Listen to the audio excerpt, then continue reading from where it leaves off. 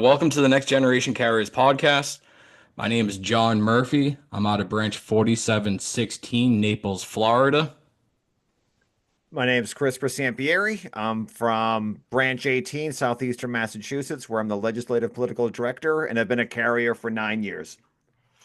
My name is James Capone, letter carrier for 18 years, branch president of branch 764, Dedham, Massachusetts. Sorry. This is our usual disclaimer.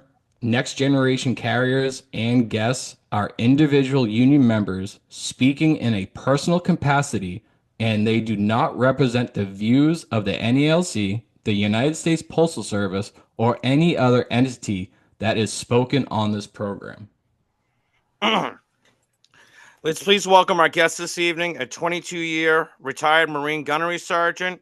He began his career as a letter carrier on February 22nd, 1988, and went on to become one of the first DRT members for the NALC, a teacher for the National Advocate Arbitration Advocacy and Formal A class, current vice president and candidate for president of the CLC ticket, James the Wolf Henry. Welcome, Mr. Henry. You've been on a little bit of a run on podcasts lately. I want to thank you for joining us this evening. Well, good evening. It's really, truly good to be here. So, hey, I told you I would. And as I told my man, John Murphy earlier, if I say I'm going to do something, you can set your watch by it.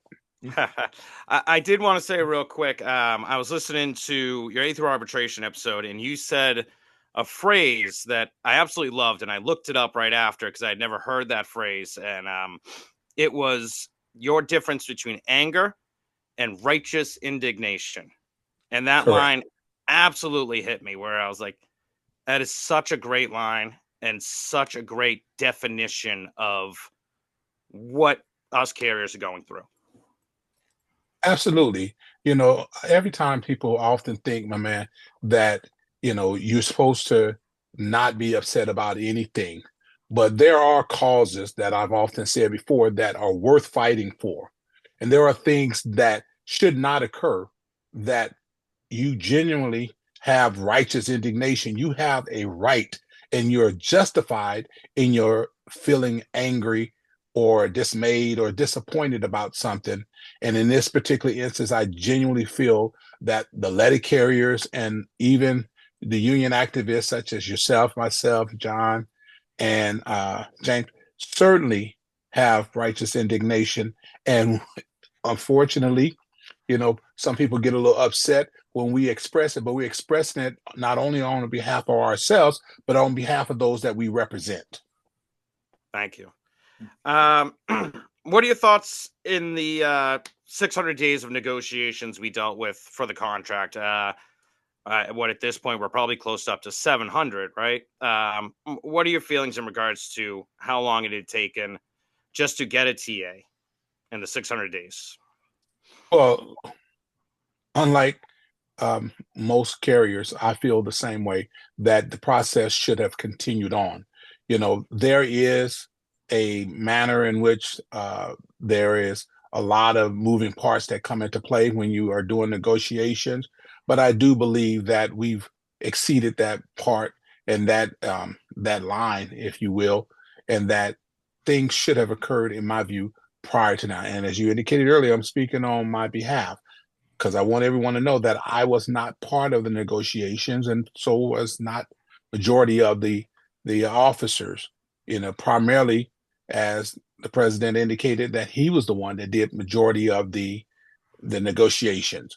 So whatever was involved and how long it took, I'm sure he has his reasons for saying there. But this is somewhat a little unheard of about it going this far, or at least at the minimum, unusual. And I do believe that we should have kept the process going earlier on. If the Postal Service wasn't willing to meet our demands, and at least from a reasonable standpoint, because negotiations, there is some give and take. All right. No one is saying that, you're supposed to come out with everything that you want, but there should be a baseline of what you are expecting, and such as a living wage. And in this instance, I do not believe that letter carriers were offered a living wage. I don't believe in givebacks. That's what was occurring in this particular potential or proposed tentative agreement.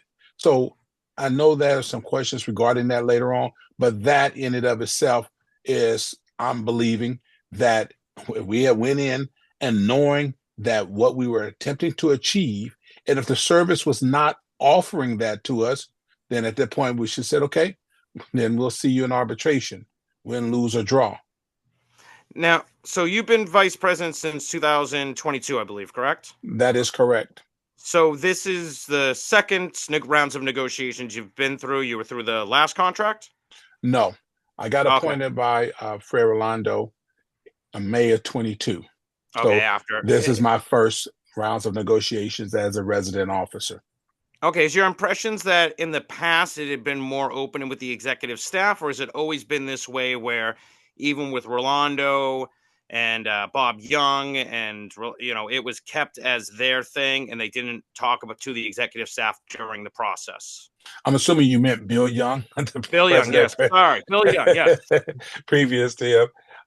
From what all indications in my discussions with some of the executive council, they were more kept in the loop and were more informed than what had transpired this rounds of negotiations. Okay. And well, what did you feel about the contract when you saw it? What were the key points that you felt were missing? Obviously, we know a lot of people didn't like the pay. I think the pay is expected, that we weren't happy with it. And the CCA, I think most of us want them to be put to a full-time staff. Besides those two key issues, were there any other things that really stuck out to you that really were an issue with you? Absolutely. In addition to those two issues, when you start talking about the lifting of the overtime cap, that management can just say, hey, you're allowed to volunteer however much time you want to work, or what, but here's the caveat to that, which most letter carriers did not know, or if they perhaps didn't pay attention, or even some of the advocates, that it indicated in there is that if you were to volunteer, that you then are volunteering to work an unlimited amount of overtime. There still was no, well, you can work in excess of 12 hours or you can refuse and not be subject to discipline. But if you work in excess of 12 hours, it then left it up to where management could then say, hey, you're going to work 18, 19, 20, or they're going to give it to whoever their friends are, because there was no more equitability as it relates to that issue. Yes. So in addition to the lifting of the 12 hours, then you had the office time give back that I just thought was not, that was a misstep in my view on our part. I don't know why we would do that. In addition to the 1260 lifting of those limits and the office time give back, then you start talking about this disciplinary issues that, for example, the 16 sevens, the emergency placements, when they were saying, well, you can utilize your leave while you're out. Well, here's the, perhaps in my view, the unintended consequences is that someone says, I want to use my leave. Now, think about this here, is that letter carriers that win their case and say it's fully rescinded and they're told to put back to work, more often than not, they do not get all of their get returned back to work, and management will choose often to just disobey the arbitrator or disobey the step B decision. They do not comply. And so if someone has been off work for a period of time and they utilize their leave to bridge their lack of income while they're off unjustly, and then they come back to work and say they come back, say, the 4th of July week, and they say, you know, I was scheduled to take leave there, but I exhausted it due to the fact that I was unjustly put off. I need to go ahead and take this time off and I need to get paid for it. And management says, well, you've exhausted your leave, but you exhausted and it was without just cause. I should be placed on administrative leave or something in the interim until you make my back pay back in here. You can take it back then, but I should get it back. Or have a grievance process to win it back as part of the process that it was unjustly. Now I can grieve to win it back. Right. So you follow what I'm saying? I mean, does that make any sense to you? Not at all. And I gotta wonder, with the office time you mentioned, you're 100% right. Do you feel that there are members in the executive staff or higher up in the ANC, Renfro himself, that are completely out of touch with what happens on the workroom floor? When I read that 22-minute change from the 30 minutes, the same with the past memos, it felt in the hour office time, it felt like they released this memo not knowing what was going to happen on the battle lines with us. They had said, oh, well, management, this is just just to use for the route inspections. But anybody who'd been here long enough would know the next day management was going to come out and say, oh, no, your union agreed to an hour office time. Your union agreed to this. Does it feel like they're out of touch and not understanding what it is like on that workroom floor with the way these bosses can be? See, like you just said here, that is again perhaps an unintended consequence. Now, I will give them, whoever in this instance, from what we can tell, it was Brian, and based on what he was saying, give them the benefit of the doubt that they meant well. But what is the story here is that when it comes down to it, I said in the previous podcast, and I've said it in classes before, people do or don't do things for one or two reasons, either because they don't know or they don't care.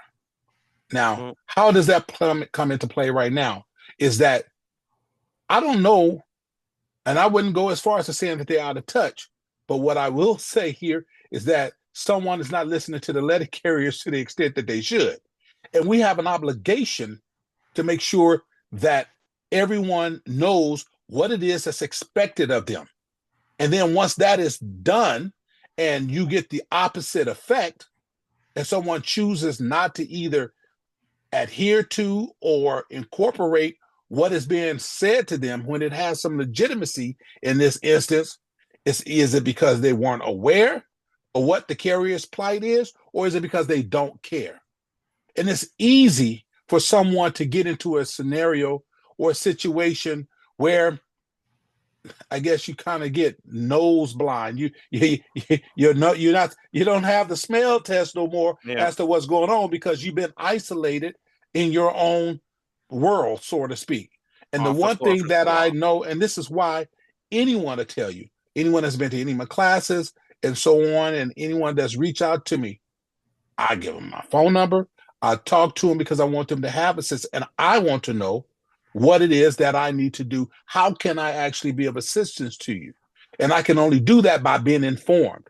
So again, brother, people either do or don't do things for one or two reasons, either because they don't know or they don't care. It's not necessarily always because they're out of touch. It's about where your heart condition is at. What means the most to you? You're right. And going back to the TA, I'll tell you one of the tough things I had with it was the uniform situation. We had been told at the convention that the post office wanted it, the union wanted it. We all know the system needs to be fixed, and they didn't fix it. And we recently had a rap session in my area, and the day before I left, I had a carrier come up to me, newer carrier, doesn't have a uniform yet. Dedham is mostly a suburban area. And he said, look, I'm out delivering in the dark. I'm not in uniform. I'm a black letter carrier going up to people's doors. I don't feel safe not in uniform. Why? And this is what they're offering me, where I can't afford to buy a uniform now. Well, what am I going to be able to get to hold it off for 2 years? And the fact that they couldn't fix the uniform situation for newer carriers, holding it off for 2 years for a guy like me, 18 years. All right, cool. I can hold it off for 18 years. I have thousands of pairs of uniforms. For my younger carriers, doesn't do anything to hold it off for 2 years. They need rain jackets now. They need winter jackets. They need uniforms. They need pants. The fact they didn't get that part right really was tough to swallow. Absolutely. I agree with you. It's actually insane. And it's kind of a murder-suicide situation in terms of, we shoot our own selves in the foot by not pressing that issue, I think, to the degree that we can or should. And then we get a pushback where I was stating earlier that when people don't care, how much effort are they going to put into it?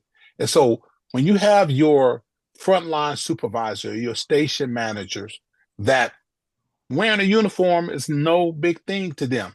They don't care. All they care is that they got a warm body in the office and you go out and carry the mail. Trying to get the uniform is perhaps in their mind not on the top of the list, but it should be for one of the reasons that you just indicated. Notwithstanding the fact that this has been in almost since the inception of the Postal Service of having uniforms, you would think that they would get that particular portion right. There are CCAs, like you said, particularly one, you're already not getting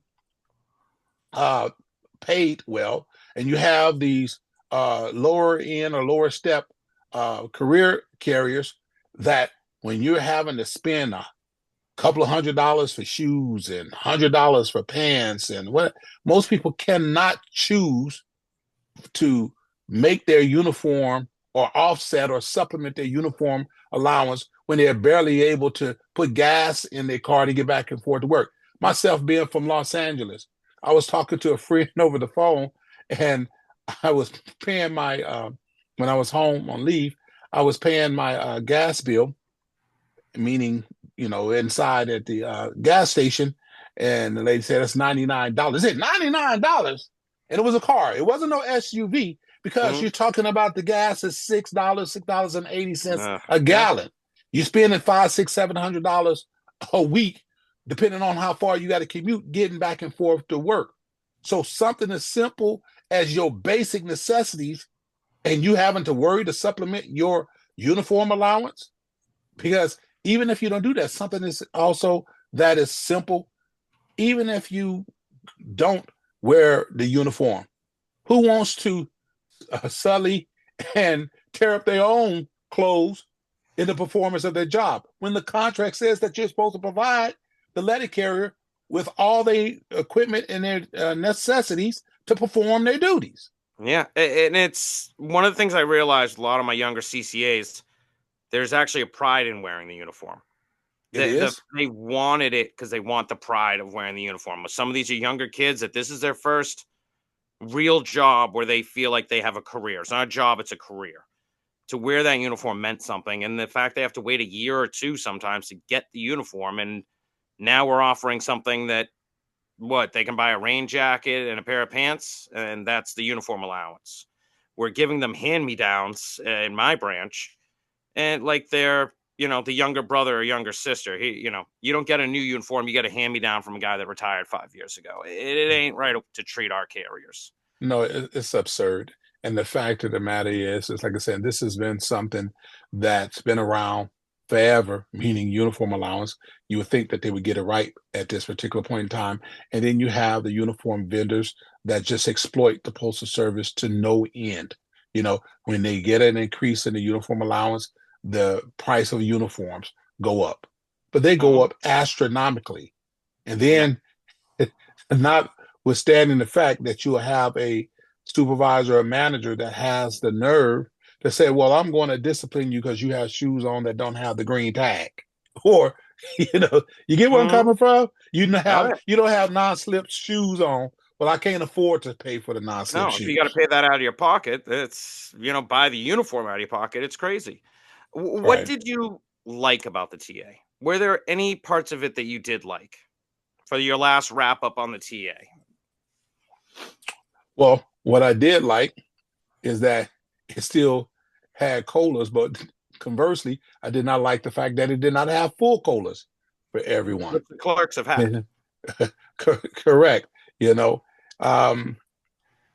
Pretty much so. The thing is that when it comes down to a collective bargaining agreement, I want to speak in general terms. We as letter carriers are exceedingly blessed to have a collective bargaining agreement. I know there are some that are huge proponents of striking and so on, but the average worker in America does not have an area of redress. They literally can say, hey, you come to work, we don't like individuals that have a blue t-shirt on. Now, what am I saying? You have a blue t-shirt on. It's as arbitrary as that I'm going to let you go simply because I don't like the way you look. So those kind of things cannot happen with us, particularly once you pass probation. So I'm very grateful that we have a collective bargaining agreement, but our the collective bargaining agreement is a living, breathing document. It should be adjusted and adapted to our current circumstances that we have. And going forward, that's the one thing that we had to keep. And that is above all, perhaps what maybe I did not like the most about the collective bargaining agreement, that it was not commensurate with our actual times and with our needs as a letter carrier right now. It did not represent the environment that we have in our work place on the workroom floor, nor our personal lives and being able to have a living wage. It just did not pass the smell test for me. Mm-hmm. Yeah, and you're right. John, if you got a question. Yeah. Yeah, so we're for the folks that don't know, we're here till 9 p.m. Eastern time. We have 1 hour left. We kind of structured this as a Q&A. We just heard for the people that are just joining the chat, there's 24 people in the Zoom chat right now. Where we just got over the segment of Henry debriefing about the 600 days of the tentative agreement. Going forward, we have like three formats of questions. We have questions that we've asked Mike Cariff. That way we could compare the answers and other folks can compare the answers. And then we have questions that are from ourselves, Chris, James, and myself. And then we have the end portion is questions from our coworkers and from the audience. People have been emailing us, and we've been going around our offices asking folks for questions. So like the 7:50 mark, we're going to move into the questions that we asked Mike Cariff. So the first question that we asked, and James, we're going to ask you is, as we see with this tentative agreement, still ignoring paid paternity leave, what are your thoughts? Well, I can tell you my personal thoughts, and I may think that it more than likely is in line with the average letter carrier, is that we should have paid maternity leave. Why? Is that, as I was just saying to my man here previously, is that we have to have our collective bargaining agreement as a living and breathing document. It has to adjust and adapt to our current circumstances. And what is the current circumstances as a whole, say, opposed to 30, 40, 50 years ago, is that you have more and more single family homes. You have more and more uh, women that are the breadwinners that have to take care of everything that they do, and they cannot afford to be without pay. And this job as a letter carrier is a strenuous job physically and mentally. And they cannot, the last thing that they should have to worry about is, am I going to still be able to pay my bills? So one ends or means to that end is making sure that they have a sense of security and peace of mind, is ensuring that there is maternity leave. Now, obviously, you have to have the other side that agree to it, but that is something that I think should be more and more pressed. And I don't know for a fact that it wasn't, because again, I wasn't part of the collective bargaining agreement negotiations, but it's something that I feel, that I believe and feel should be a priority. Thank you, Mr. Henry. So what are your thoughts on what are the changes you envision in the NALC in regards to education? What do you see that needs to be done to change in the NALC, and what do you do to present those changes? I know Paul Belanger was recently on, and he had discussed the idea of sending the executive staff out to regions and teaching the classes in the regions comparative to just in Washington, D.C., due to some branches being unable to send people, some people unable to go. And how many intelligent people is the NALC losing because they cannot go away for 5 weeks, or their branch can't afford to send them? Would it be easier to set up a program? Or what are some of your ideas? Oh, with all due respect, that's a grandiose idea by Brother Paul, to send people, the executive staff, out in the field, but you have hundreds of thousands of letter carriers, and you have thousands and thousands of branches. And, if you were to try and take that approach in and of itself, I don't know to what extent he was talking about, to specific branches or to regional. What happens now, currently, what's in place is that there's 15 regions. Most regions conduct, the NBA office conduct regional trainings, in addition to that of the branch officers, and some regions have what they call stewards college. But what I do believe in terms of addressing this need, because education is something that is exceedingly important, is that we need to have a tip of the spear. There was once upon a time, not too long ago, prior to the current administration, a director of education. That director of education position got abolished. I do believe, and should we ascend to the presidency position, we would reinstitute that position of director of education that will be able to formulate ideas, get information in from the field, and be able to disseminate it out there.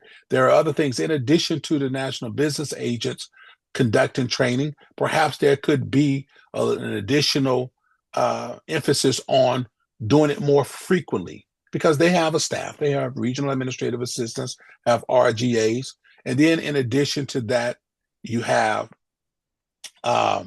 the branches that can assist, that you can bring, people, up and comers, up on assignment to assist. Now, obviously, if you have the executive officers, if he was talking about resident officers or executive board out in the field, then there's nobody running the shop, so to speak, at headquarters, which is things that still needs to occur. But you have to also you have your dispute resolution team, your Step B members. Those individuals are contractually competent.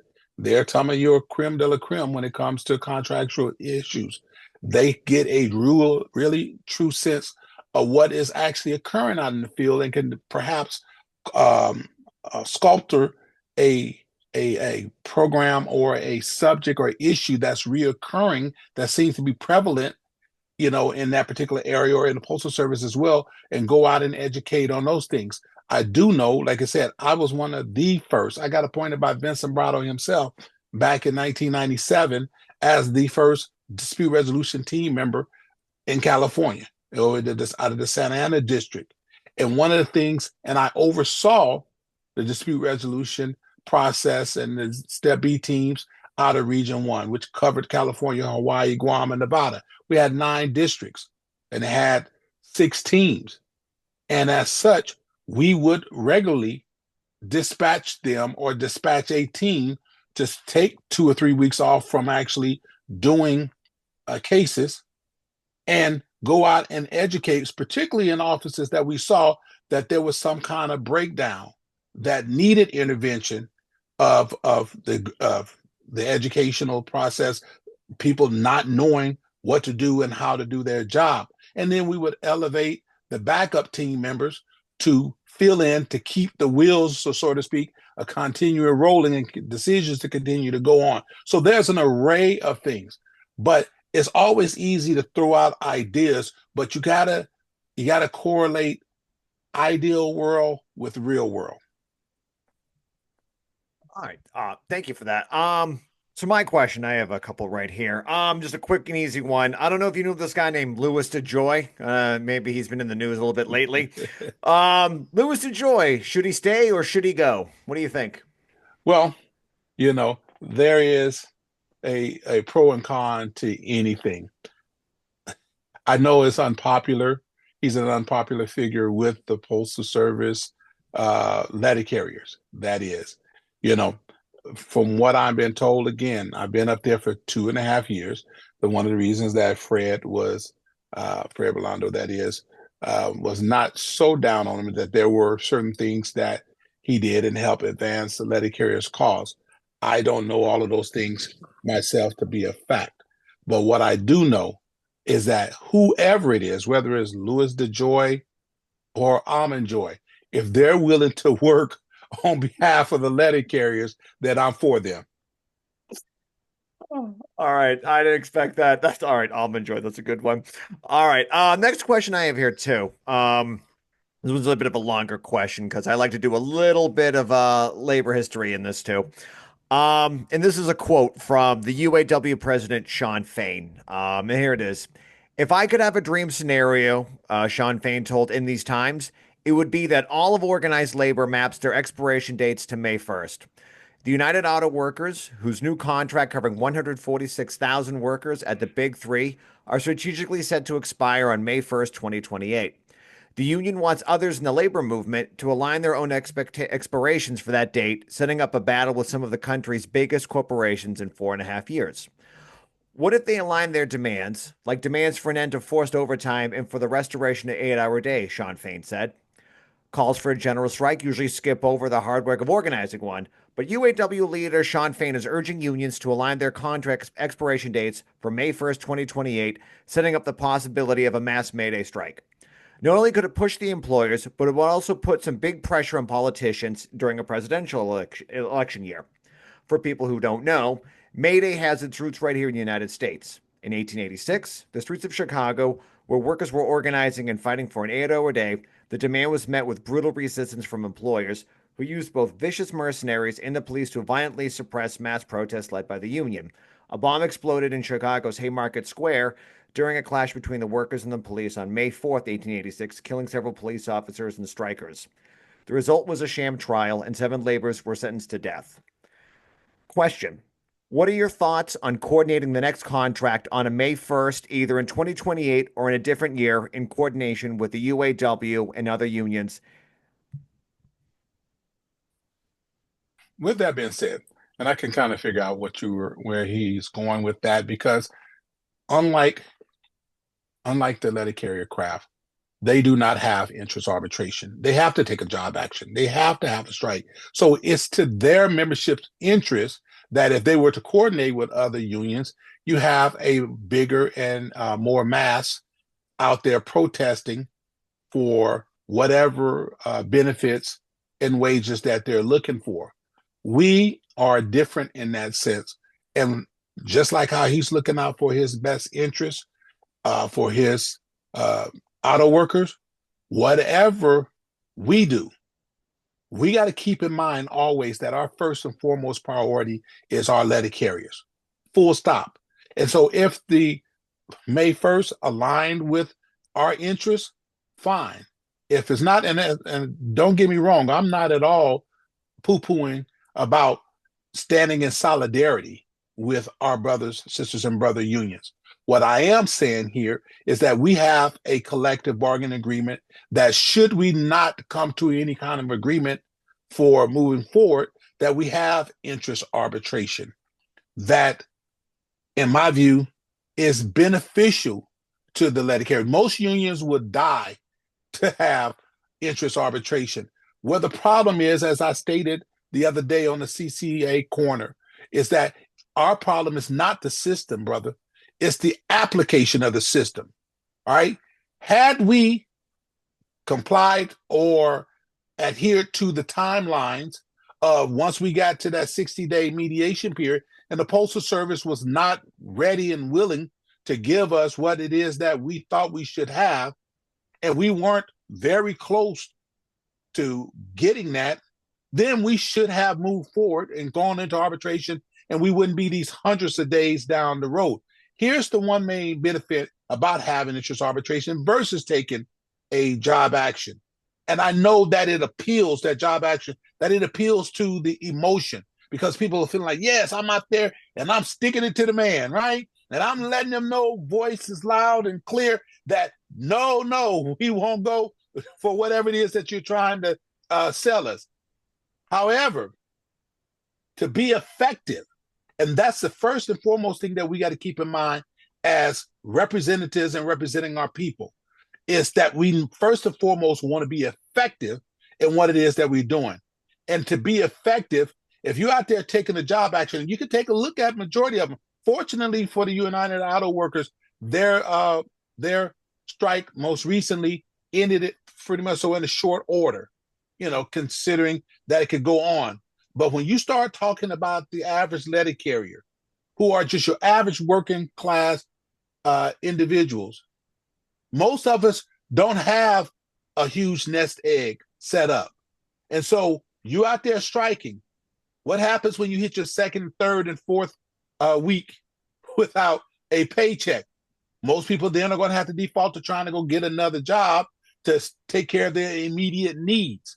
And so we're blessed in regards that while we are fighting, while there's a dispute, that we have a system where our letter carriers still continue to get paid and not dependent on a strike fund where they may be getting $75, $50 a week or something like unemployment, that they can still take care of their priorities and their necessities. So above all, I am all for, and I am completely down. What I would do as a president is that if that's what came about, we would definitely have a contingency of our letter carriers and officers and so on, and encourage them. Go be with them. Go assist them in solidarity. Go stand with them. Because guess what? The next job that you say may be your own. So we need to be, and my pastor used to say, to have friends, you must show yourself friendly. And so we need to make sure that we're out supporting those that support us, and whether they're supporting us because they're taking up labor issues. Thank you. The next question is a bit long. There's a lot of background to it, right? So the unionized membership in the United States in the 1970s was 27%. By 1980, it was down to 23%. By 1990, it was down to 16%. By year 2000, it was down to 13%. By 2024, we are down to only 9% of the workforce in the United States is unionized. This is the first time in recorded history where we have fallen into single digits. Meanwhile, the top 1% earned 7% of all wages in 1979, whereas now the top 1% earned 15% of all wages in 2021. The bottom 90% received just 58% of all the wages in 2021. Wages for the top 1% and the top 0.1% skyrocketed by 200% and 465%, while wages for the bottom 90% grew just 28%. According to Bank of America, about 30% of American households live paycheck to paycheck. We have UAW President Shawn Fain wearing t-shirts that say "Eat the Rich." We have SAG-AFTRA President Fran Dresser stating, I quote, "What's happening to us is happening all across all fields of labor by means of when employers make Wall Street and greed their priority, we have a problem." So my question is, how would you as NALC president address the growing income inequality in the United States, it being one of the largest labor unions in the United States? You know, even though that was a long question, it's not very complex, brother. What it really comes down to is that you have to have individuals, that I was saying earlier to the previous question about those that support us. This is where our legislative efforts come into place, making sure that we have individuals in Congress that support working class issues. You know, it sounds very kind of routine when you're saying that you want to support individuals that make sure that you have a roof over your head, clothes on your back, and food on your table. Well, everyone that's there in Congress don't necessarily subscribe to that theory. And so we have to push the issue about getting out the vote and voting individuals in that are going to pass legislation that makes it easier for us to have a sound collective bargaining agreement, that makes it easier for us to have good health benefits, that make it easier for us to be able to perform our duties and not have it eroded away a lot of times with technology. You may have seen or heard that, what was it? I think it was a longshoreman that recently was going to go on strike and went on strike, and they negotiated a contract that look, we want to come back. Not only did they get a substantial general wage increase, they said, we do not want this technology that you're trying to propose to come in here, because they understood how it would impact the preservation of their jobs. Now we have DPS in here, mail is automated to a large degree. You go to some of these hotels, as much as I've traveled, I've seen host robots taking food from one room to the other, getting on the elevator by itself. I was startled initially when I saw robots out in the parking lot of a grocery store when I was in Kansas City in August, patrolling the perimeter. So how is it that we make sure that, like you said, that we're to increase our wages? First and foremost, we must preserve our job and not let it be whittled away by so much technology in which that there is no job. So the one thing that we got to keep in mind is we have to preserve our job. When everyone call up. Now, I don't know exactly how old you are, Brother John, but I do see a little gray in your beard. And so you may have a couple of years enough to remember when there was a time you could call in any particular business and you were greeted by a person on the phone. Now you got to hit all these prompts. You can't even go to McDonald's and order food without AI asking you for your order. We, above all, as letter carriers, cannot take our job for granted. And we have to do everything that we can to preserve it by ensuring and codifying our collective bargaining agreement with some type of safeguards, in addition to making sure that we get people in Congress. Because you remember also this brings it right back to the square center of the road, when you have individuals that was trying to privatize, and they still trying to privatize the Postal Service. And because it's been regarded as such a stable and secure job so long, we just say, oh, no, that's not going to never matter. Well, they didn't think that the Berlin Wall was going to fall, did they? But it did. And so we have to make sure that we're on the job. People like yourself and I, and letter carriers as a whole, educating them not only what their collective bargaining rights are, but educating them as to the forces that are out there that would love to see our demise. Cool. Thank you. In regards to preserving our jobs, and I got hired in 2021, and as growing up, this was the job, right? Growing up in Massachusetts, you either worked for the T, which is the public transit, you worked for the city, or you joined the post office. Now there's no lines trying to get in here. So preserving our jobs is a good question, because the NALC letter carrier pay schedule, effective March 11th, 2023, listed under Table 1, their starting pay for full-time regulars is listed as $30 an hour. Do you, as vice president and or also as a presidential candidate, support the demand for $30 an hour starting wage?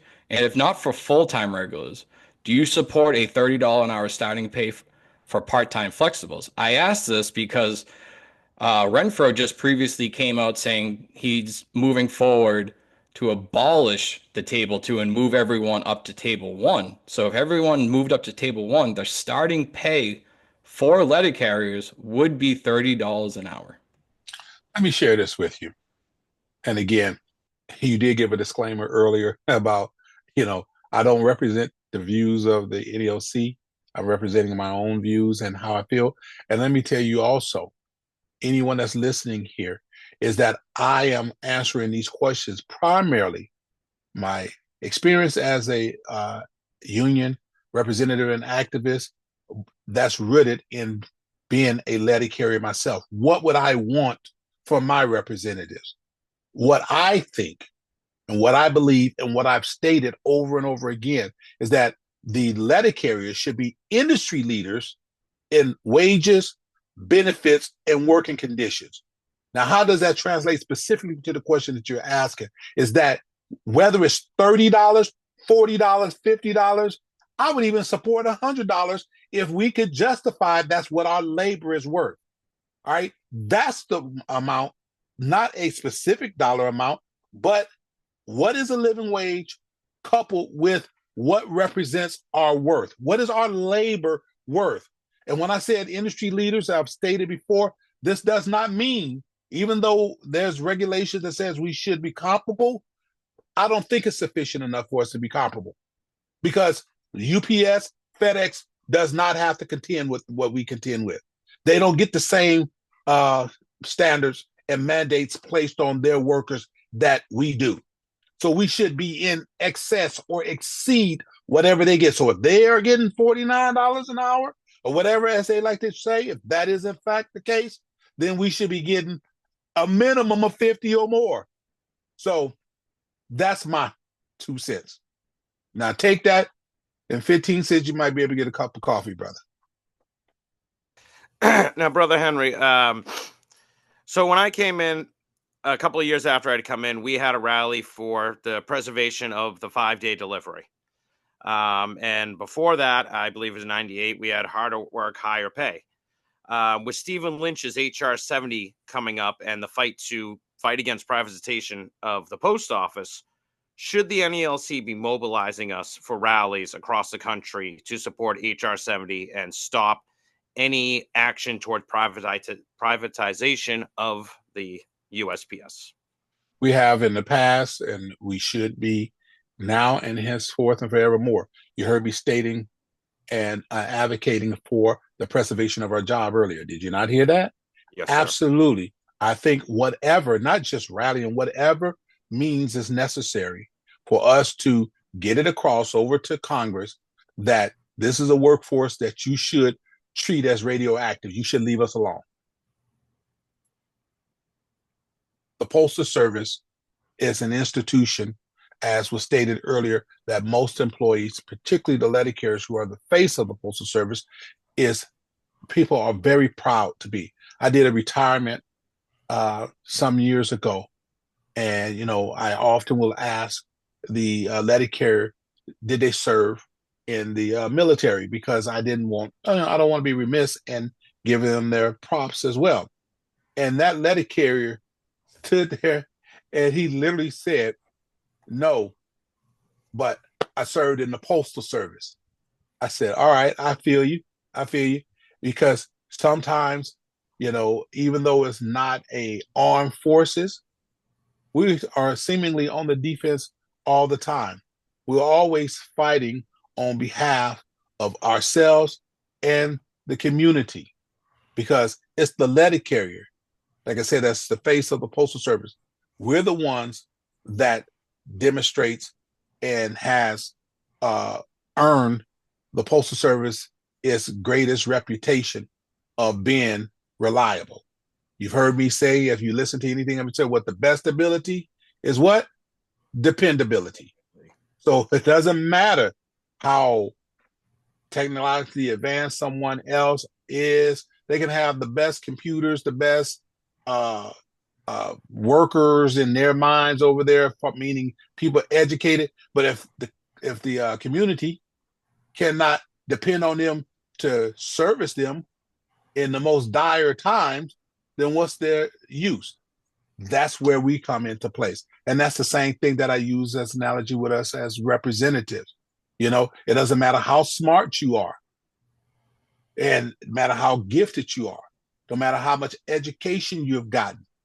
If you cannot be relied upon, brother, it don't mean nothing. So the best ability is dependability. That has been a stamp of acceptance by the United States and by the nation as a whole, and by us. We come in with the mentality is that we know that we're going to be getting up, dressing up, and showing up for work when most other workers don't. And Exhibit A was COVID-19. So you mentioned armed forces, and I actually had a question from one of my carriers. In my branch, we have 3 veterans and 1 active Army.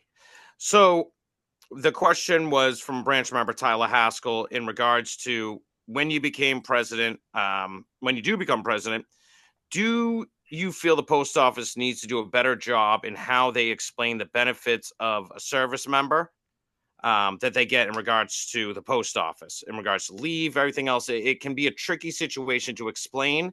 Is there anything that you feel the NELC can do to make that more simplified and easier to explain to those members, and that the post office has a better job at doing this? We didn't even, I think I've heard of most stations didn't have the veteran cards, the veteran pins on Veterans Day that they used to get, that the post office is not doing it anymore.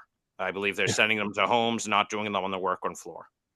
Man, seemingly money has come into play and it supersedes everything, whether it's right or wrong.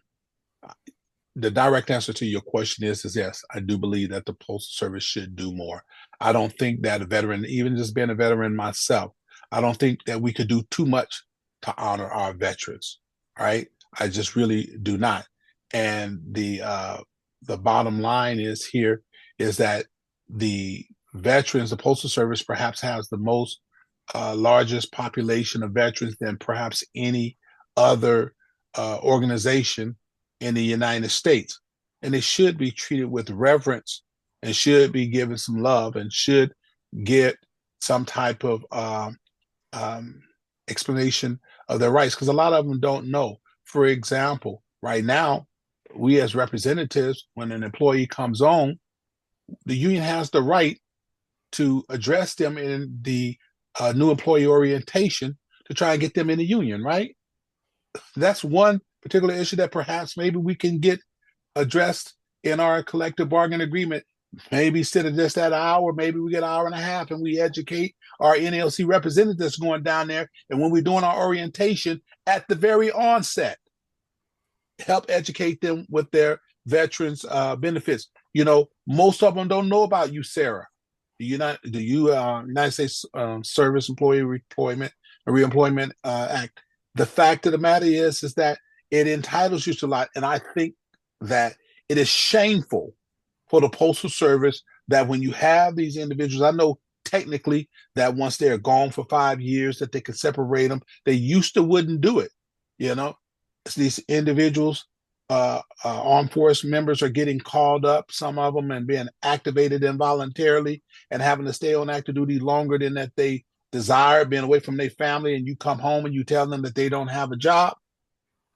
You know, it's shameful. So this is why, to your point, and I'm glad that you brought it up, that it's important that we educate them what their rights are. Educate them that before they leave to go off, that, hey, you have a certain amount of time before the job is placed in jeopardy. But how the NLC could come into play is perhaps getting involved with our collective bargaining agreement, and when it comes to the new employee orientation, and expanding that period of time that we allocated to educate the armed force members and veterans of their rights, and we take the time to educate our people so they can do their job. Thank you. Does that make any sense to you? Absolutely, yes. Awesome. I think Chris has one. Yeah, I got a question for you. How do you and future director of city delivery, Corey Walton, plan to handle stationary events?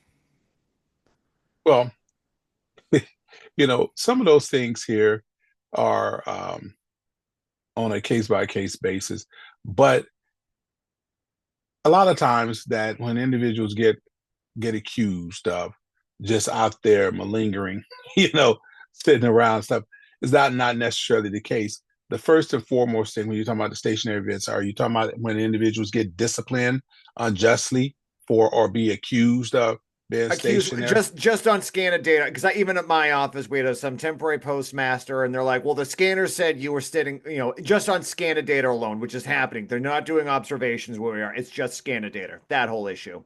Yeah. Well, the thing is here, we have to hold management accountable, just like how we hold ourselves accountable.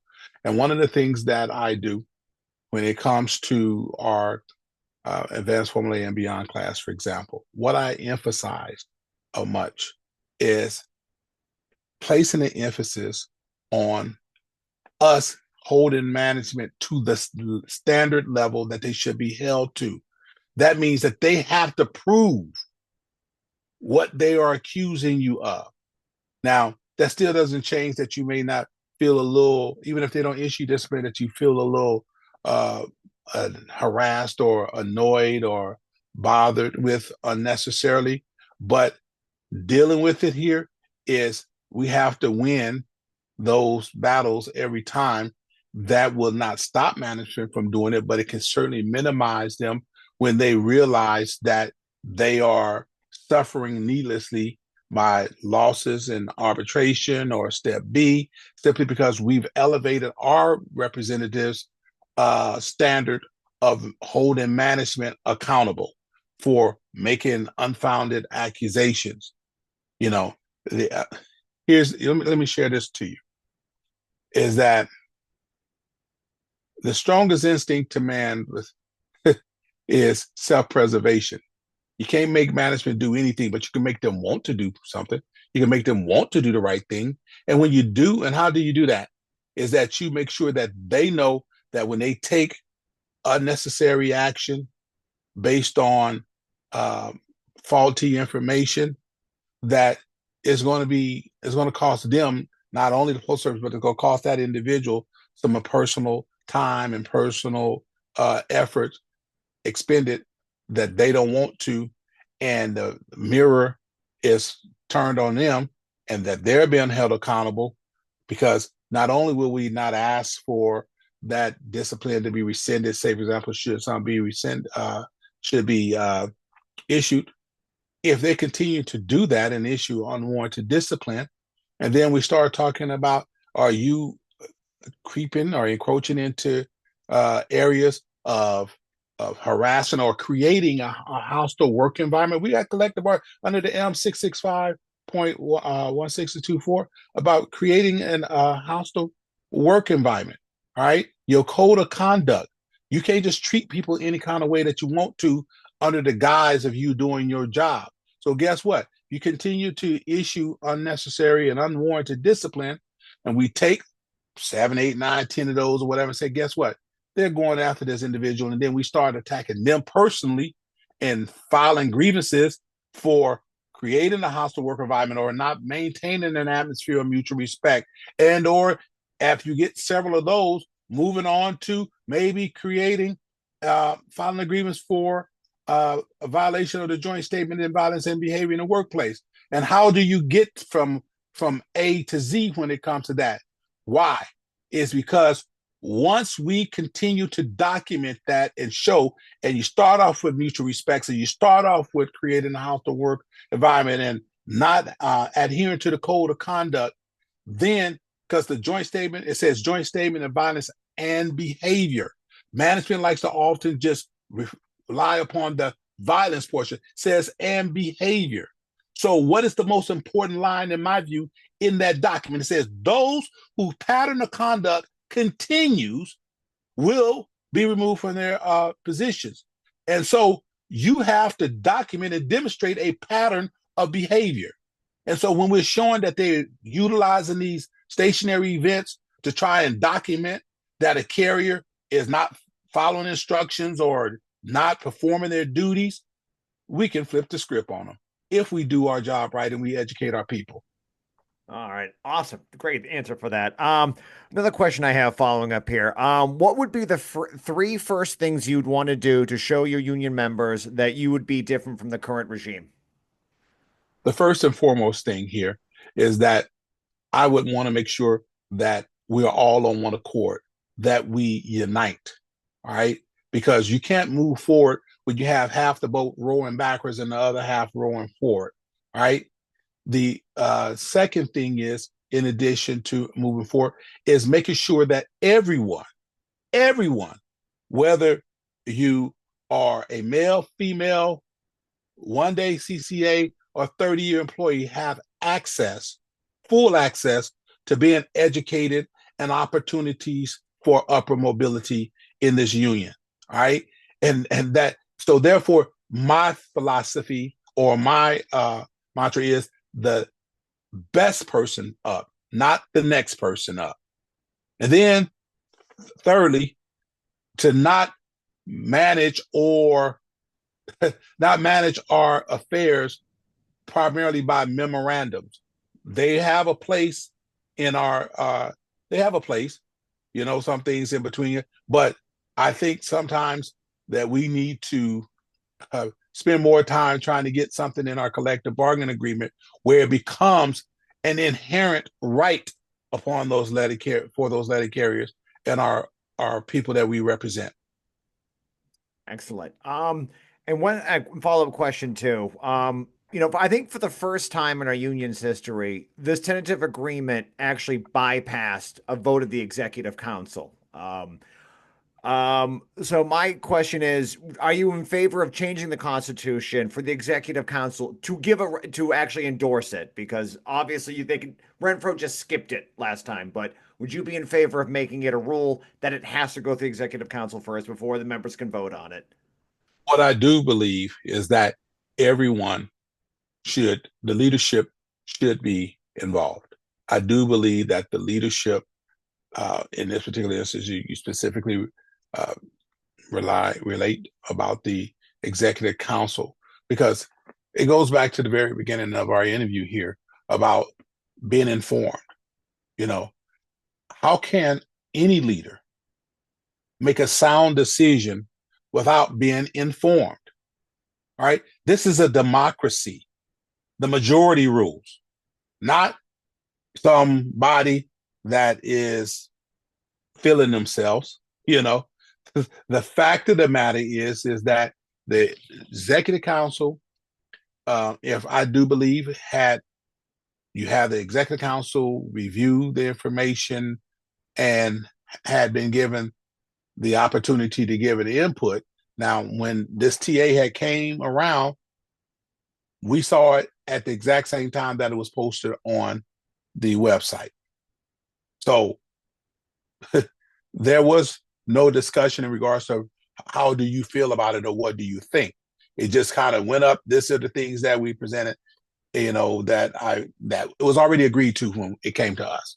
So there was no discussion about, because it was just basically it wasn't going to be able to be overturned because he had agreed to a tentative agreement. That tentative agreement was not a collective yes. So the answer to your question is that I believe that whether it's the executive board or the resident officers, that even though the Constitution allows for him to go ahead and do that, that prior to that, at least should be some robust discussion about it.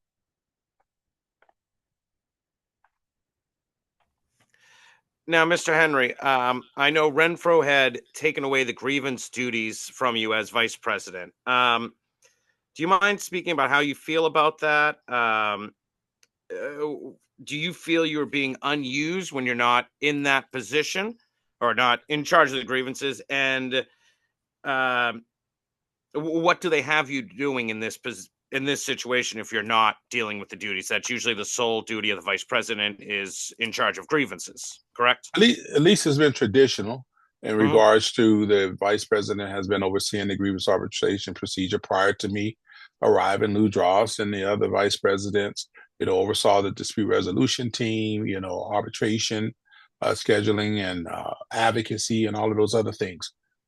My opinion about that here is obviously I was taken aback by it because there is nothing that's been ever articulated to me that there was any performance issues. Now, I would not have been appointed by Fred Rolando had I not demonstrated competency. All right. I've been doing what I do. Come February 22nd, I have 37 years in the Postal Service. Of those 37 years, 36 and a half of them has been representing letter carriers in some form or capacity or another.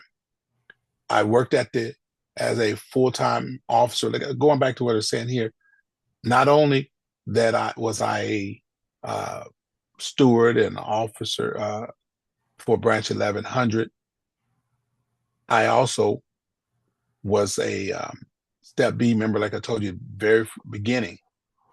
And I've been in hundreds of arbitrations, been highly successful in those arbitrations. Usually speaking, if you have 50% win rate, you're kind of considered a rock star. I'm talking about hundreds. I mean, I presented myself of over about 157. I've been in hundreds with TAN and so on. And I have like an 85, 88% win rate, somewhere thereabout. Why is that? It's because I took my job very seriously. So not only that I started off as a steward on the workroom floor and was a steward for my branch, an area steward, a full-time officer for my branch, a Step B member for a couple years, uh, regional administrative assistant, RAA, for 10 years, arbitration advocate since 1995. The point that I'm making, not only have I had the education in those fields, I have an immense amount of experience in doing what I do. My record speaks for itself. So how does it apply? I don't feel so much as bad for myself as I do for the membership, because I know what I bring to the table. If he decides, I recognize and I acknowledge that he has the authority per Article 9 of the Constitution, like he indicated, to do what he wants to do. He supervises. But me, if I was in that position, no matter how I felt about any officer, about anyone in the NALC, if they're the best person to represent those individuals, if they're the best person to do that job, my duty is to provide for the NALC its best representation. And when you act on personal feelings and not take into account your obligation and responsibility to the membership, then there's a problem. So I feel more, and it's not just me, the director of city delivery, Chris Jackson, who is a route inspection guru, been doing it for longer. He's got 40 years in probably. His duties was taken away from him. And there is just, it is kind of mind-boggling because the membership suffers. So don't fret or feel bad for me.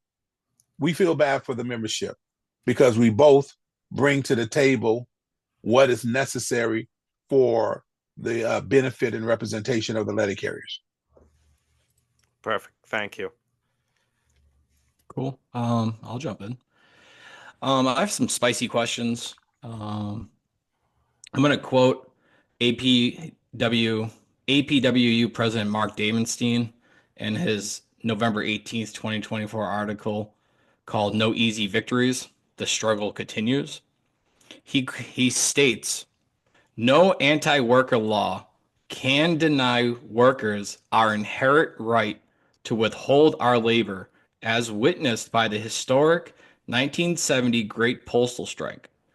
The reality is that without the hammer of no contract, no work, and the legal right to strike, management has little pressure to get the negotiations done by the expiration date. My question is, as a worker, what are your personal thoughts on strikes? And as a future president of the NALC, should the membership have the right to strike? Well, as you already know, that it's illegal for the Postal Service for us to strike at this particular moment. All right. And should there be a need to do so, the membership feeling that that's something that would have to have legislation passed for that to happen. So I can hypothesize all I want, because it's not just about us going in and trying to do a collective bargaining negotiations on it. That's something that requires the passing of a different law. But as I stated earlier, I certainly understand and empathize for those that feel that a strike would be in the best interest of our efforts, because it's much more in your face right then and there. It's not dependent on somebody in some room negotiating on your behalf, as what we have here. There are pros and cons to everything, brother. Is that the strike? Yes, you can go out on strike and you're not out there getting the job done. But above all, you're going to be without pay. You're going to be having to, how many people are going to actually be that committed if it takes a year from now to achieve what you want to? Now, some would say, well, hey, it's taken us 2.5 years for where we are here. Again, it's not the system, but the application of the system. So if that's something that we could get legislation that occurs that opens that door, then those are bridges that we will cross at that particular point in time. But as of right now, it's not even an option because we can't even negotiate that. All right, cool. Because this kind of leads into current events in my next question. President Trump's actions in the past week at the NLRB gutted worker rights by depriving the NLRB a quorum and removing top lawyers with deep agency expertise who defended the agency's mission to support workers. At the 71st NALC convention, I believe that was in 2018, a resolution called Combating Trump Administration Policies was passed. What are your thoughts on the Trump administration's attacks on the working class, be it OSHA, the NLRB, and the Social Security Administration, and all that? Should NALC dedicate resources and funds and mobilize its retirees to unite with the AFL-CIO and fight back? Let me share this with you. And this is something a little that we alluded to earlier. Remove Trump from the equation. It doesn't matter whether you have a D in front of your name, or R in front of your name, or I in front of your name. What matters here is that we have someone that is working in contrary to workers' interests. It doesn't matter whether it's Trump or whoever. Elections have consequences, right? And this is why it's important that we get people in there that support letter carriers. Previously, before we got unhatched, you had to have cooperation from both sides so you could get your issues passed. But now, once we got unhatched, it seems that people gravitate more to a personality or to an individual versus what your issues are. So if you have the right issue, people will rally behind that, because whether you got a D or I in front of your name, you're going to advance those concerns because that's the issue. So in terms of dedicating NALC funds, we have a political action fund. It's not our dues. And so it doesn't matter, like I said, with your political affiliation, it should be going to whoever those political action fund who's representing our interests. My primary concern is that of the letter carriers and as workers as a whole. So we do now, and would, if I was the president, dedicate whatever our political action funds permit to assisting those that assist us.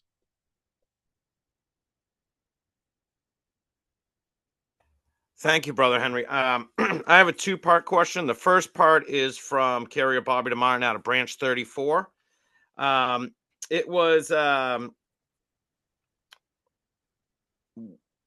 would you think of teaming up with Mike Cariff to join forces as ultimately jeopardizing winning back the NALC for the rank and file members by splitting the vote to the benefit of current President Brian Renfro? Do you concern yourself with splitting the vote, and would you ever be for combining the tickets with Mike Cariff? Here's the story. Not the story. I'm not going to go off with the story. I know that's been well-read book. I support anyone to make their own decision. Democracy isn't just when you agree with it. At the onset, Mike was part of the CLC. He chose to go on his own way. God bless him. That's his right. So at this particular point in time, we are waist deep in this campaign and doing whatever. And so you can never say never. I'm going to always do what is in the best interest of the letter carriers. That's my first and foremost um, goal. I don't have any disdain, dislike, or anything for Mike. He chose to do his right. That was his right. That's his right to do so. So, I just need for everybody to understand it wasn't, nor is it a issue on the CLC part. He decided to run on his own. And again, God bless him. And that's the main thing is in this fight that we're all fighting, we need all the big dogs at the top. And that's the main thing. And you guys working together. Along with that, has your ticket discussed a vice president or executive vice president, and who are looking at those positions on the CLC ticket? Well, yes, I have had discussions, and I do have some individuals that are in play for those roles, but at the present time, it would just not be would not be wise at this specific moment to disclose who those individuals are. But we can't get it out of you. Yeah, but I will tell you this here: we, the CLC, will have a ticket. We'll have a slate. Perfect. Thank you. All right, cool. As we're going into the questions from our coworkers and emails, we were sent a question from a letter carrier in Puerto Rico.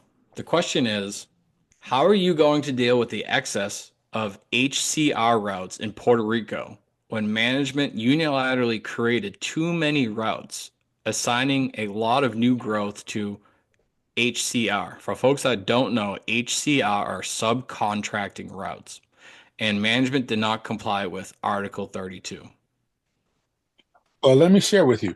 Did I not say earlier that I've done oodles and oodles of arbitrations, right? And just before I came up to headquarters, you can look this up. In Reno, Nevada, the Postal Service did exactly what is being described here. And I was assigned to be the advocate because of my experience.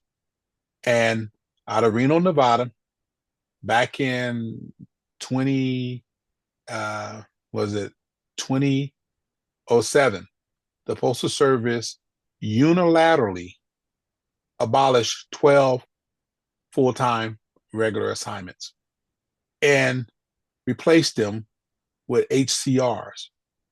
And most of these assignments were senior carriers. Well, if it got declared interpretive, went up to headquarters, and similar to as was been described there, they did not comply with Article 32. 2018, it got, after from 2007 to 2018, it got remanded back down to the parties to discuss again and determine that there was no interpretive issue. 2020, I ended up going before Arbitrator Hutt on that matter. And we had probably, I think, in the neighborhood about 4, Arbitrator Hutt, Lumley, 4 different hearings on that matter because the Postal Service would not comply. So I say that to say that I'm all too familiar and experienced with that. And the good news is that we won. All 12 routes were restored. The HCR assignments were, and the contracts were abolished. And those carriers are very happy. If that is in fact going on, and it did not hear, then we will do the same thing. We will run it through the grievance procedure because that's our area of redress. I know most letter carriers would like for the union representatives to go put management in the headlock, because they just will not. They don't even put up a colorful appearance half the time to comply. But the same thing is here is that falls on Puerto Rico is on Region 15. I don't know if the business agent or if there's grievances that's already filed on that behalf. If it's not, I would highly encourage that you file a grievance, get it ran up the system so it can go through the grievance procedure. And if it has to get before an arbitrator, so we can get those assignments put back into our craft, because the service will just do whatever they want to do in some instances, because it's financially and politically expedient for them at the moment. But that doesn't cause an emergency on our part. So we need to make sure that we put up the fight and address that matter. Cool. Thank you. A question from a coworker, branch 4716 in the 16 zone, which is in the East Naples office that I'm in. As we've seen with Eugene Gates, as we've seen with the wildfires and with the ice and the snow, right? The question is, why does NALC not organize aggressively for hazard pay and other safety protocols? There have already been resolutions approved at previous conventions talking about establishing hazard pay once we hit the street. Going forward, would you be interested in aggressively bargaining for something like this? So in case another COVID does happen, we are actually essential workers. Direct answer to that is yes.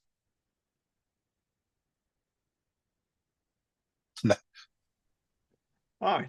Oh, it's a quick and easy one. All right, awesome. And I want to congratulate John Murphy on having the most Bostonian accent you've ever. I mean, we're from Boston, John, but hazard pay kid, that's wicked good. Wow. All right. So even for me, dude, you're laying it on thick. You're scaring the people. All right. Yeah. All right. Let me. Yeah. So I got one from Boston here. This is from Ryan Miller, Branch 34. Ryan has a way with words, so this is a good one here. So, the greatest weapon a union has against management is its membership, and our national leadership refuses to recognize, organize, and mobilize us into the immense power we would hold if we held the line together. An effective union is a militant, creative one that engages with and seeks to activate every member and is not wholly reliant on a vast and ever churning grievance mill, as essential as that mill is. The work of the union is currently entirely in the hands of a relative few on the floors and in the halls. Our union's purely legalistic approach is a failure. Question. Beyond honoring the open bargaining and contract rally resolution, how do you plan to further draw a largely dormant membership actively into the union? What would those activities be? Well, you cannot overstate the power of unity. That is our superpower. That's why you have a union, to unite. So the first and foremost thing here is that people feel disaffected, so they don't feel a part of something, right? So the average member doesn't go to their union meetings.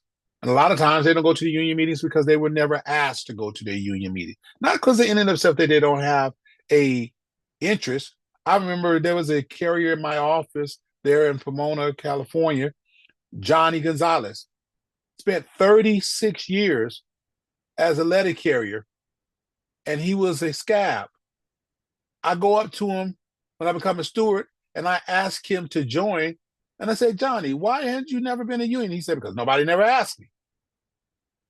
So first and foremost, we would have to enact some kind of aggressive, like you got to get out the vote, get out to that organizing type spirit, get people to go out and identify members that perhaps never been to a union meeting or feel disaffected or feel dismayed with their union, and demonstrate to them that you care. Lead by example, because that is our superpower as a representative.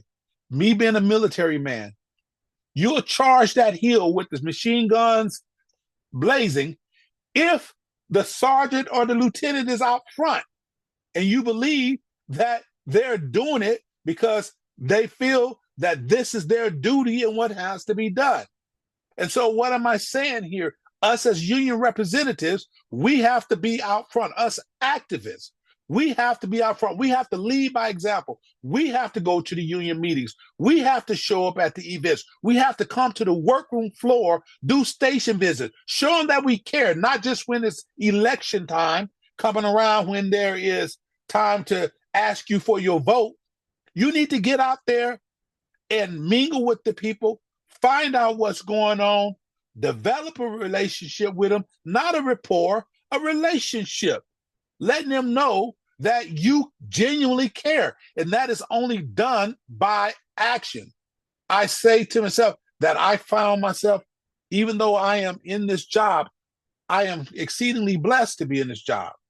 But I don't consider myself no better than any letter carrier out there on the workroom floor. I put my pants on one leg at a time, just like everybody else does.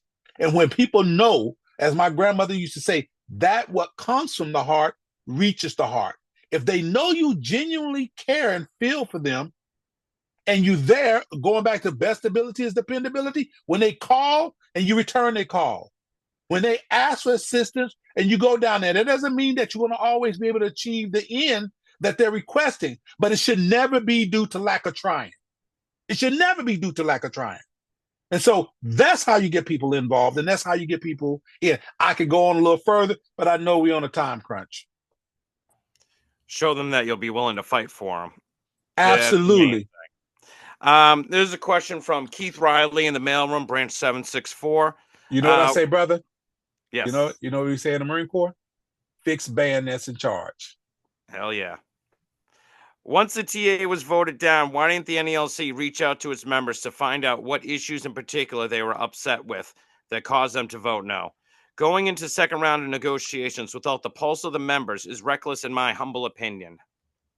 Well, and I can understand an individual feeling that way, but there's multiple layers to this. And this is, again, where it goes about educating our people, and people have been involved so they can be educated. I'm going to give you a capsulized version of how that is.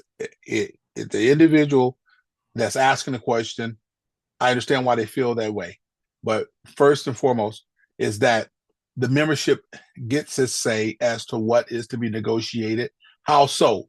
Because they present resolutions at their branch meeting. The branch then takes it to their state conventions. Then the membership vote on whatever those resolutions are. Then if it's voted up, then they're taken to the national convention. Once they get to the national convention, the delegates vote on yes or no. This is an issue that represents the desires of the and demands of the membership. That is what's supposed to be presented in the at the bargaining table. Now, from my understanding, I think I've seen some text that I guess they are sending out random texts to certain carriers asking them what they think about it. But here's what the Constitution says, is that the second round of bargaining, and you can read this on page 53 and 54 of your NALC Constitution, is that the second round of bargaining is not to exceed 15 calendar days. That includes weekends, everything. 15 calendar days. So to be able to take all that information in, say from 280,000 letter carriers, and try and interpret it is a daunting task and virtually possibly impossible, I think, within 15 days. But from what I'm seeing, and I know for a fact, that because President Renfro said it as recently as yesterday, they sent out texts, random texts to people asking them what their thoughts are. In my view,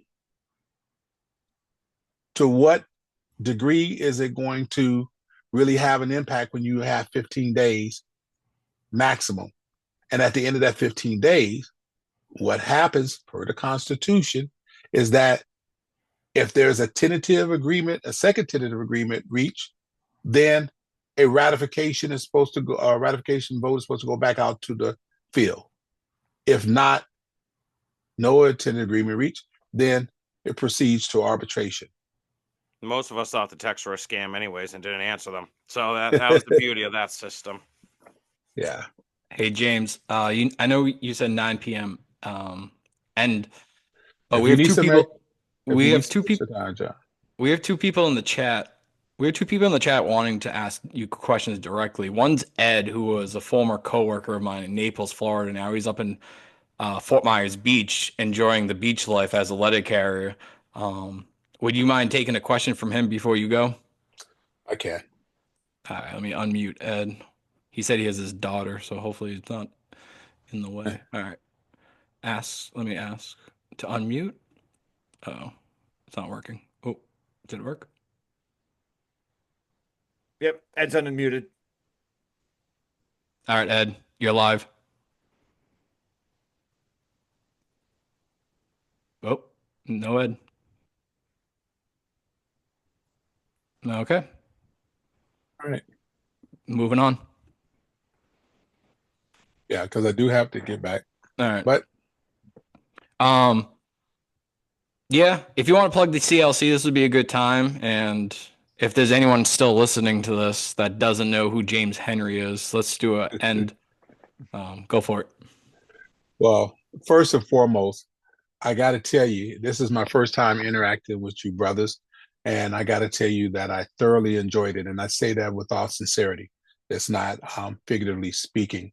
I thought that it was a well thought out interview and that it was a representative across the board of people's interests. Myself, I pride myself on being dependable. What did I say at the beginning? I said to you earlier when I was talking to you on the phone. You know, I am in travel right now, and I had made a commitment to be on here. And I said, and if I give you my word in anyone, I've been around for 37 years. Like I told you, you can talk to somebody that's known me 37 years or 30 days. If I tell you I'm going to do something, you can set your watch by it. The reality of it is that I think that us as leaders in a leadership structure, whether you're at the local level, the regional level, with the NBA office, or resident officers, is that we have to have our people's back like vertebrae. We cannot concern ourselves about the preservation of our particular job because, as I stated on CCA Corner, we're not blue bloods. We were not born into this position. We have no birthright to be the NLC vice president or the president or any other position in the NLC. If you do your job, people will support you if they believe that you are looking out in their best interest. And that's the one thing that anyone has been around me any period of time knows that I will go down with the ship with you.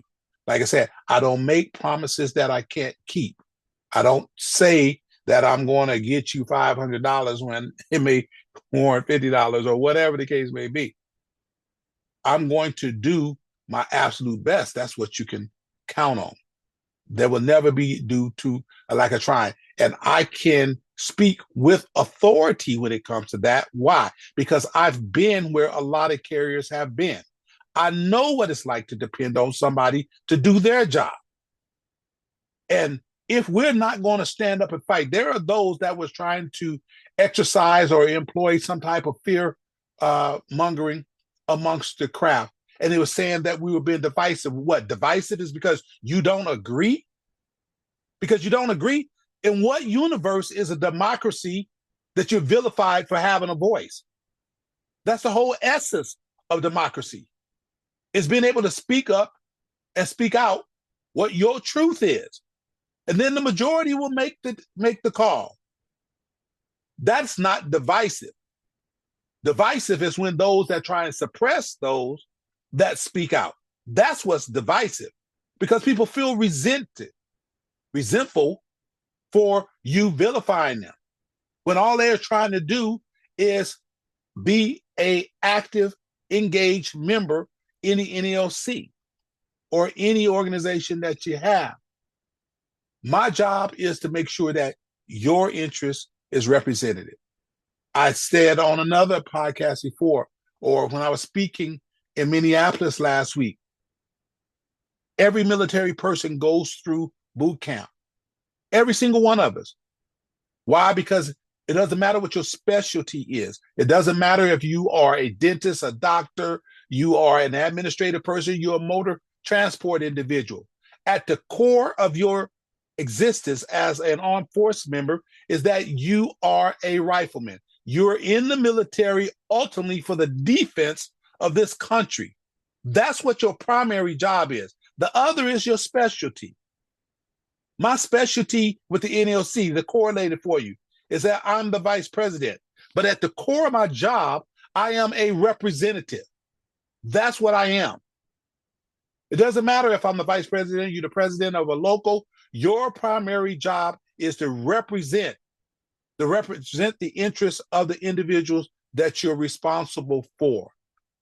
Because why? The acronym that precedes every single number in the NALC is the acronym NALC.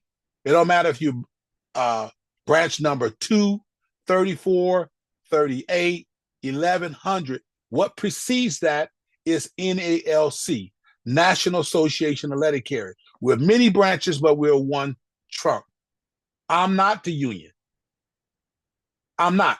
Or no one on that resides at 100 Indiana Northwest in Washington, D.C., in that building. They're not the union.